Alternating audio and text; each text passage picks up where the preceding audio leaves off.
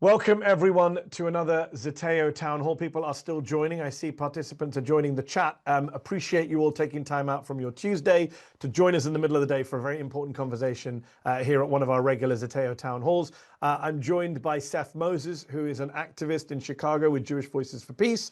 I'm joined by Rabbi Brant Rosen from Tzedek Chicago, peace activist, well-known social justice rabbi in the Chicago area. And I'm joined by Cynthia Nixon, who needs no introduction whatsoever. All I'm going to say is she's a Zeteo contributor. That's all you need to know about Cynthia Nixon today. We are talking about Gaza.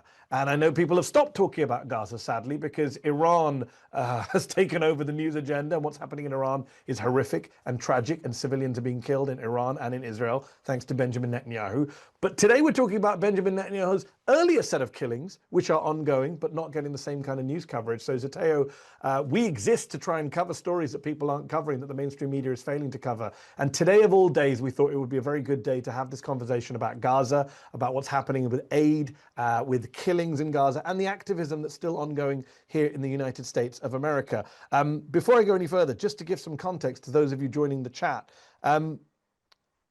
Israeli tanks, I'm reading from Reuters, Israeli tanks fired into a crowd today trying to get aid from trucks in Gaza, killing at least 59 people, according to medics, in one of the bloodiest incidents yet in mounting violence as desperate residents struggle for food. Video shared on social media showed around a dozen mangled bodies lying in a street in Khan Yunis in the southern Gaza Strip. What is happening in Gaza right now is, I hate to say it, it's worse than what we've seen before, because this is not just people in Gaza being killed. This is people in Gaza being lured to a place to get food and then killed. It's the kind of evil I personally haven't witnessed since Rwanda and the Balkans in the mid-1990s.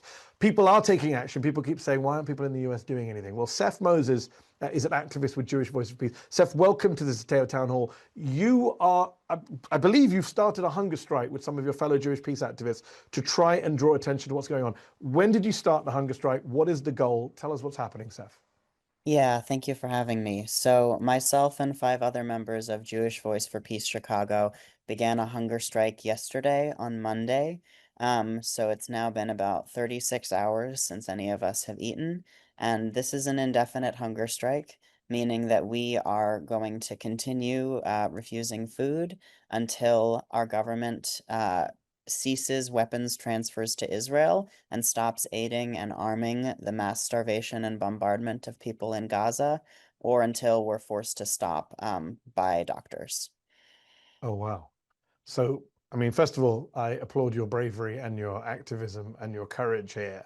I'm going to bring Cynthia Nixon into the chat. Cindy, you have been on a hunger strike before as well. I'd like you to tell us about that.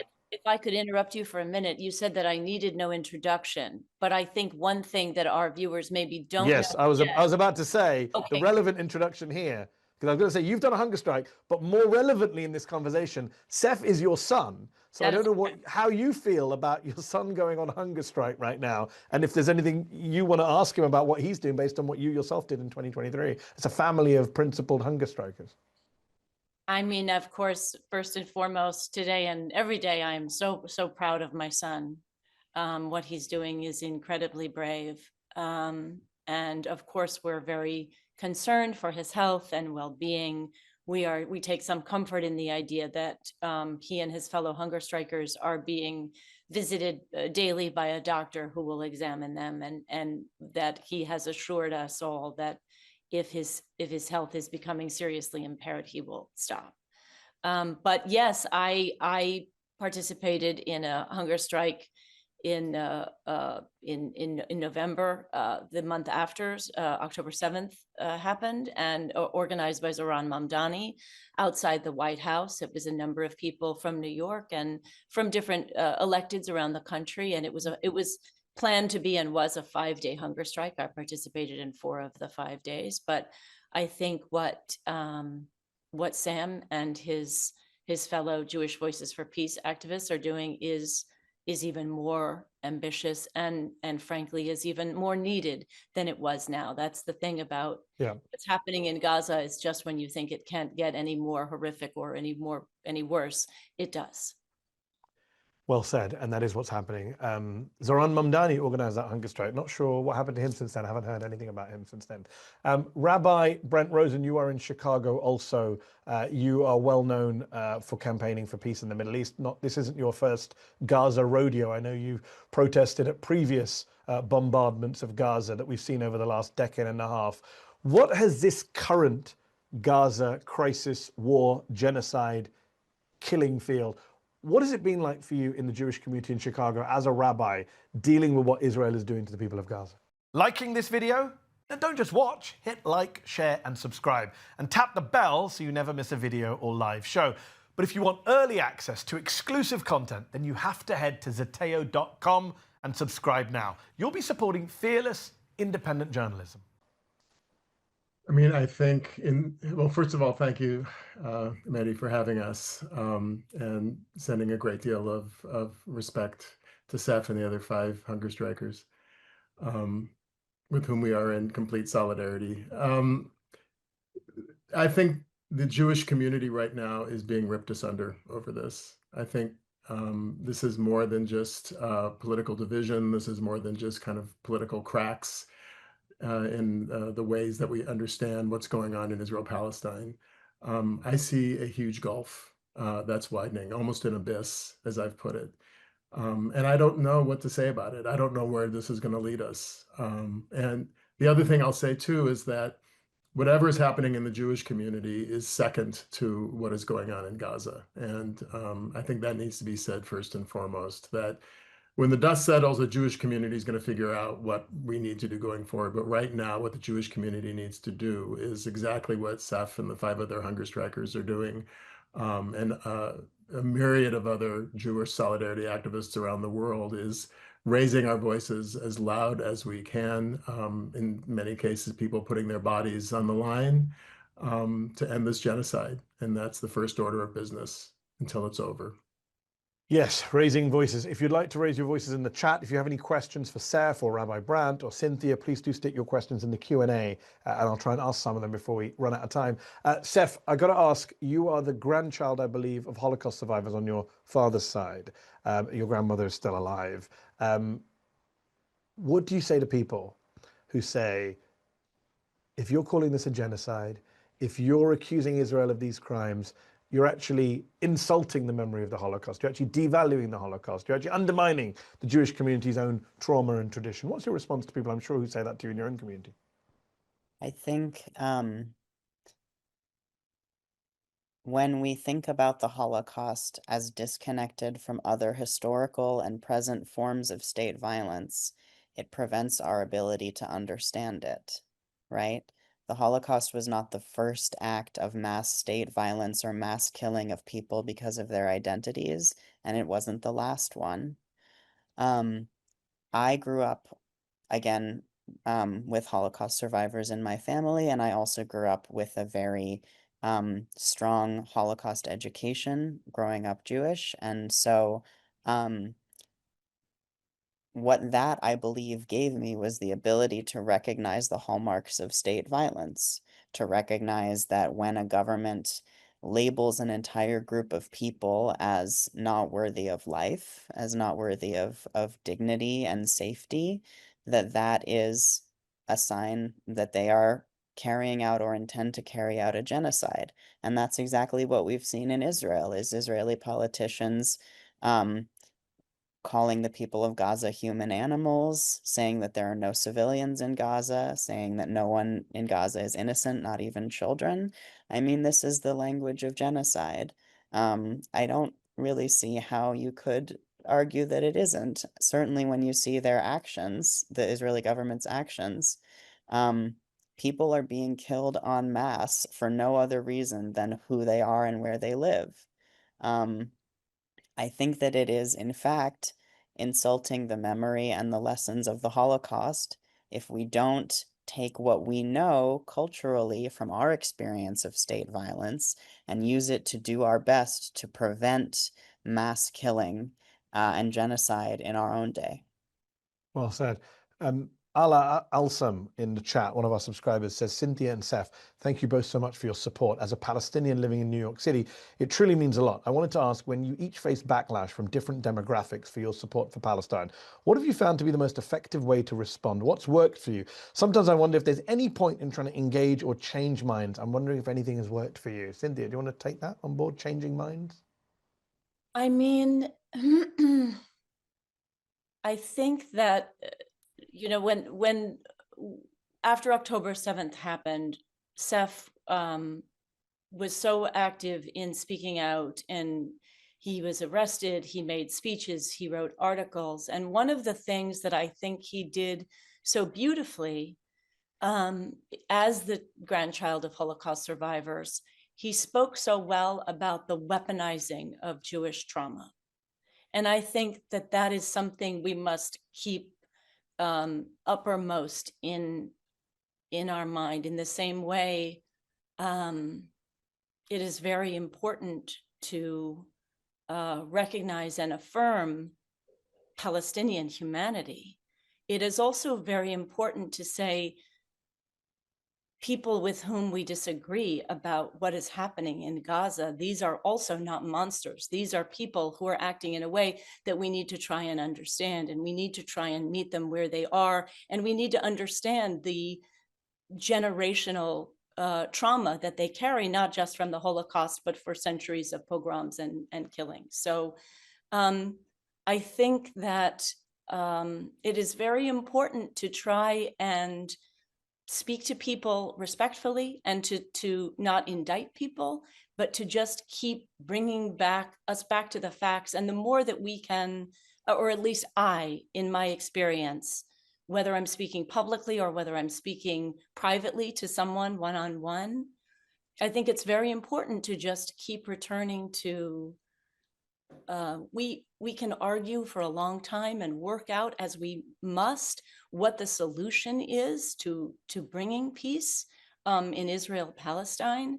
But right now, there are people, women, children, babies who are being starved and bombed and killed and maimed. And surely this is not good. Surely this is something that we don't want to be happening. Seph, I'm going to put the same question from Allah in the chat to you about changing hearts and minds, because I hear a lot of quote unquote mainstream Jewish figures saying, well, the JVP folks, they're just fringe, right? You hear that a lot. I'm sure you hear it more than I do. They're just fringe. They don't represent the Jewish community. When you're engaging with fellow Jewish members of the community who are saying, well, you know, you don't speak for us, you're fringe, how do you try and engage with them, or do you not try? Well, I think there's a big difference between if someone is a paid propagandist who is Well trying to said. antagonize you versus if someone is actually a member of your community who Good wants point. to have a real conversation. The other thing I'd say, and I don't want to get too into the weeds of talking about the Jewish community, as Rabbi Brant said, because the main thing to focus on is Gaza. The leadership of mainstream Jewish institutions is not democratically elected and often doesn't speak for most of the Jewish community. The Jewish community actually has a wide diversity of perspectives that is not reflected by these mainstream organizations necessarily. I think it's for each of us to look at the real facts of what's happening and to look at what our real values are and decide what is the right thing to do. Something that we talk about in JVP sometimes with having these hard conversations is starting from a place of shared values. I think a shared value we have in the Jewish community is that life is sacred and that we have a religious and an ethical responsibility to preserve life. Another value that we share is that it's important to speak out in cases of injustice. That's a very strong Jewish value. And so I think beginning from that place and saying, you and I can both respect that life is sacred and that what's happening in Gaza is a series of ongoing atrocities. And then from there, we can have a political conversation about what is the right way to move forward given those facts. So interesting here you speak about Jewish values, protection of life, speaking out for justice. As a Muslim sitting here, I'm thinking those are Islamic values too. The Quran Right, well, says they're if you universal kill, values, yeah. Indeed, but also Abrahamic faiths with their kind of commonalities. I'm always kind of torn by the fact that Muslims and Jews, despite sharing such common religious values, this one political conflict has so tainted relations between some of our communities. The Quran says you kill one person, it's like killing all of humanity. A lot of our questions, though, I know you said about let's focus on Gaza. A lot of our questions are about the Jewish community in the US from subscribers. Rabbi Brant, I'm going to put this to you. Muhammad says, question for Rabbi Brant, how is the Jewish community reacting to Israel's latest escalations? And Anand Atre says, the Jewish community has a long history of debating and expressing multiple viewpoints. Could you let us know if there's ever been division and polarization within the Jewish community or diaspora similar to what we are currently witnessing? Maybe I'll start with the second question first. I've never seen it. I've never seen the division, as I said before, quite this deep. I mean, we have really what we are talking about is we are in a moment of genocide. And how do you find common ground in your community when you believe that a state that purports to be a Jewish state is committing a genocide against another people? And you have other people in the community who are either supporting it actively or rationalizing it away. How do you make Shabbat with these people? How do you celebrate holidays together when your fundamental approach to something so basic in terms of morality is so far apart? And I don't know the answer to that. So I don't believe I've ever seen division on this issue quite like it is today, because frankly, what Israel is doing is so clearly and utterly extreme and heinous that it's unprecedented in all those ways. So I think we're in uncharted territory all the way around, not just in the Jewish community, but I think in the international community. And Mohammed's first question was, are things changing right now? We're 21 months into this. As we discussed at the start, things are actually worse. We didn't think it could get worse, but they are worse. People are being killed at aid sites. Starvation is ongoing. Are you seeing any change from people maybe you knew in the community who were solidly pro-Israel's response and now saying, I can't defend this? I can say anecdotally, I have conversations all the time with people who, know that I'm an anti-Zionist rabbi and just want to talk and reach out to me. I think it is changing. It's changing painfully slowly, given the urgency of the moment. So we know that every demographic poll of the Jewish community shows that attitudes in the community toward Israel are changing, particularly among younger generations. Yes. But when I consider the urgency of this moment, it's not changing near fast enough. Agreed. 100%. Seph, Rabbi mentioned the generational change. You are a younger Jewish person. You're in Jewish Voices for Peace, which is a youth-led movement. Let me ask you this. In the eyes of the Bill Ackmans of this world, people like you have been brainwashed by Marxist DEI professors on Ivy League campuses to hate your identity and your country and your faith and et cetera, et cetera. I'm assuming that's not the case. I wanted to hear from you as to how you came to Gaza and activism. How did it end up where Seph Moses is saying, I'm going to do a hunger strike, which is no small thing for the people of Gaza? Yeah. Well, I have been a member of Jewish Voice for Peace since before 2023. I think I started organizing around 2021. But what brought you to JVP to begin with is what I'm wondering. Yeah. I'm going to go a bit further back. I think two things. So I'm 28, so I haven't been in college for a minute, but when I was in college, it was during the sort of first round of Black Lives Matter protests and uprising, and I think that was a political awakening for me personally. And one of the things that was happening in that movement was making connections between state violence against Black people in the United States and state violence globally, the way that, for example, American police departments train with the Israeli military. And so I hadn't really thought about Israel politically, to be honest, until that point, when people started telling me about those connections. And I could see the way that I saw with my own eyes the way that American police treated protesters in those protests, and it made me reconsider the role of police in American society. And then hearing the connections to the way that Israeli police and military treat Palestinians made me feel, which I hadn't known about. No one had told me about it before. learning about that made me see that I had a responsibility as a Jew to speak out against that injustice, just like I have a responsibility as an American and as a white American to speak out against police violence in the United States. Yeah, that's my short answer. Cynthia, you're not Jewish, I'm not. but you've been speaking out on Gaza for a while now, even pre-October 7th, and been taking some important progressive stances on foreign policy issues. Were you having these conversations with your kids about some of this stuff? I just wonder what happens in which I've got two kids, and I wonder about, like, how much do we discuss politics at home, activism, social justice issues? Right. You know, I'm going to answer you really bluntly and really honestly. When I ran for governor in 2018, the inherited wisdom in the Democratic Party was, don't talk about Israel. That it's a third rail, and don't look too closely, don't talk about it. You know, I am not Jewish, but in college I went to Israel. I toured a number of cities. I loved what I saw. And there were people who were talking to me about divestment and things like that, and you know, during the campaign, but many more people were saying just sidestep it. Yeah. And then I think that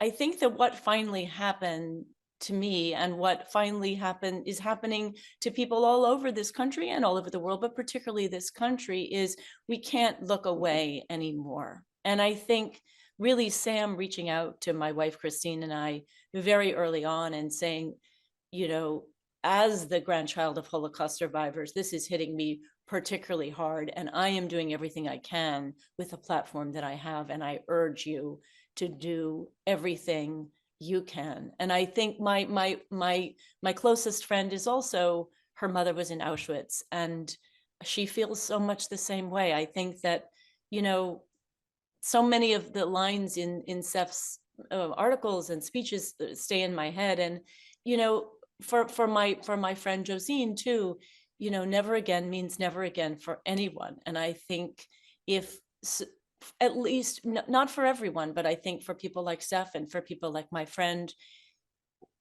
being the descendant of a Holocaust survivor and recognizing the signs, even though this time it is not directed against Jews, I think just makes it is re-traumatizing, but it's also, it's like, I recognize it. I recognize this when I see it, and I must do everything in my power, because we look back at things like the Holocaust or the Rwandan genocide or so many things in history, and we say, how could so many people have stood by and allowed this to happen? And I think, you know, in Sam speaking, I call Seph Sam, but I use both. But speaking to me, one of the things he said was, I have to do everything I can do, because I don't want history to move on and people who are looking back at this moment to be able to say that there were not Jews who did everything they could, and including putting their bodies on the line.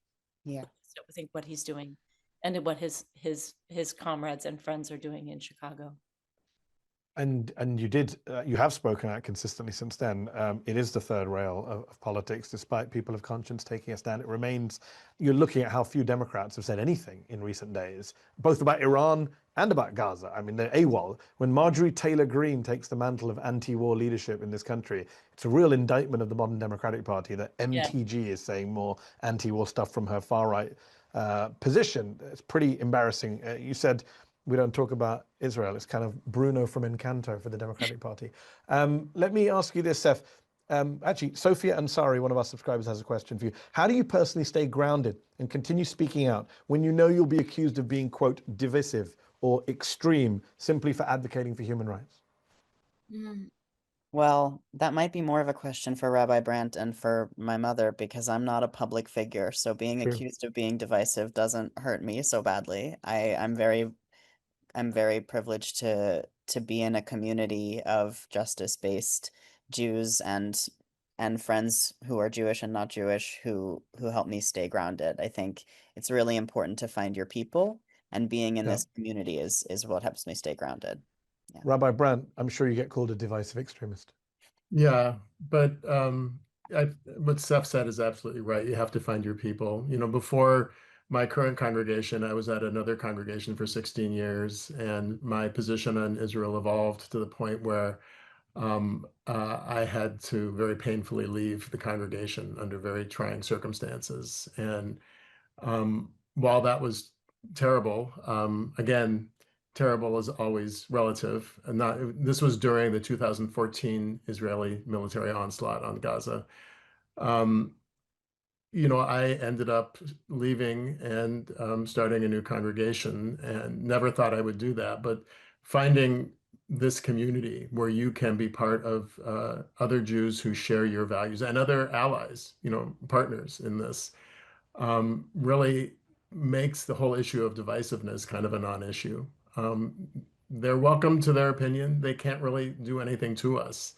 You know, we're going to continue to build this community and this movement, and divisiveness is kind of background noise for me at this point. It goes with the territory. How much does it upset you as a rabbi in the US, where anti-Semitism is a very real problem? We've seen synagogues be attacked. We've seen massacres during Trump's first term, kind of erased, but the far right carried out massacres in 2 synagogues. How much does it upset you as a rabbi to see hardcore defenders of Israel simply using anti-Semitism to defend Netanyahu and emptying a very important term of meaning? A lot of people now, I know a lot of people who don't take anti-Semitism seriously enough because they identify only with Israeli propagandistic arguments, not with real world actual attacks on Jews.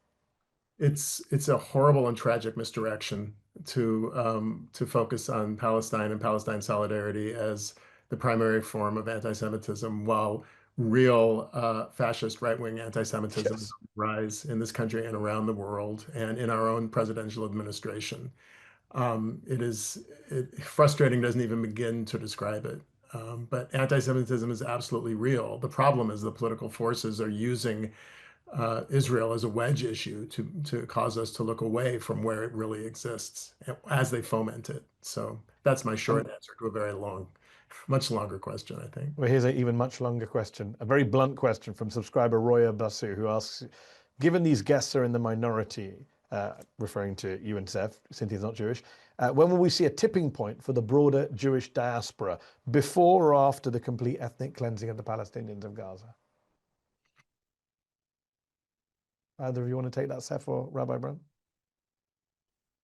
Seph, you're younger.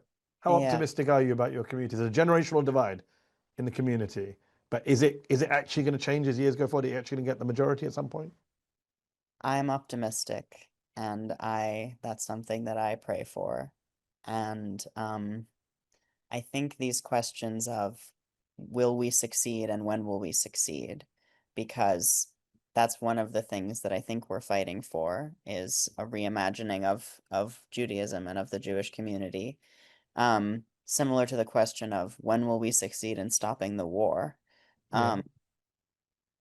I don't know how useful it is to ask myself that question, because the important thing is we have to keep fighting for it, Yes. no Well said. matter what the odds seem like. We have the people in Gaza can't wait for us to say, oh, now it seems like the right political moment. You know, they're starving. We need to fight the best that we can every single day to change Jewish public opinion, American public opinion, and to try to put as much pressure as we can on our elected officials and make our voices heard. As Nelson Mandela once said, it always seems impossible until it's done. Yeah. Philip Grauer has a question, Cynthia, and I'm going to aim it your way. You don't work in the news media, but you are in the media. You do understand the power of agenda setting and PR. And Philip Grauer asks, will Gaza take second place to an escalating Israel-Iran war? Is that the intent? And I wonder what you think about that. Because we have, aside from this town hall and a few other headlines in agencies like Reuters, Gaza's been almost eliminated from all mainstream media coverage, as far as I can see, despite daily massacres. Yes. You know, I would not pretend to know what goes on in Benjamin Netanyahu's head. He seems to be have a lot of people in his sights, a lot of different nations in his sights, but one cannot deny that Israel's attacks on Iran however important they, the Israeli government might think they are in and of themselves, are unequivocally having the effect of taking the attention off the killing and the shooting and the bombing and the starving in Gaza. And one last question for you, Cynthia, before we wrap up. You mentioned earlier third rail and Israel. It's not just in the Democratic Party that it's a third rail. It's also in Hollywood, where you spend a lot of your time. And you and I have spoken about this before, that you've spoken out in a way that other celebrities haven't. My friend Mark Ruffalo speaks out. A small minority of well-respected Javier kind of. Bardem is really going to the mat now. So I was going to ask you about that. I was going to ask you that question. When you see Javier Bardem go on The View, and I know you went on The View and Yes. talked about Gaza. Javier Bardem went on The View this week. Important audience, kind of mainstream normie middle America audience. And he talked about genocide, and some people joked on Twitter that they went to a break very quickly, straight after he said the G word. But he spoke very eloquently about the horrors of what he's seen. And you think, Javier Bardem can do that. Cynthia Nixon can do that. Mark Ruffalo can do that. Why can't others do that? It's not rocket science. It's not necessarily going to end your career. I get it if you're a young up-and-coming actor. You're a Melissa Barrera. She gets thrown out of Scream. You know, there's a crackdown. But people of your experience and standing and status, and there are many like you who are not speaking in the way you are. Why? Why can't they? I think there are real. Prices to be paid. I mean, look, Susan Sarandon is much more famous than I am, and you know, she has really been witch hunted. I have to say, just to broaden it out for a moment, Yeah.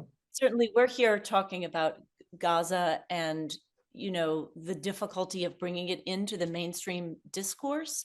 But I think what we see happening in our moment with so many issues with Trump in charge of this country, there is, and with what's happening with ICE on the streets and with what's, Yes.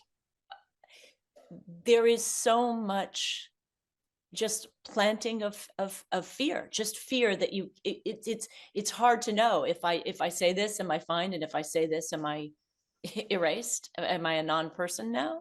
But I think we have to just be brave. I think that we have to be brave, and we have to, you know, I feel like my parents raised me in a very political way, and my parents would want me to be careful and protect my career and protect my livelihood, but they wouldn't want that at the cost of actually, if I see something terrible happening, to not call it out.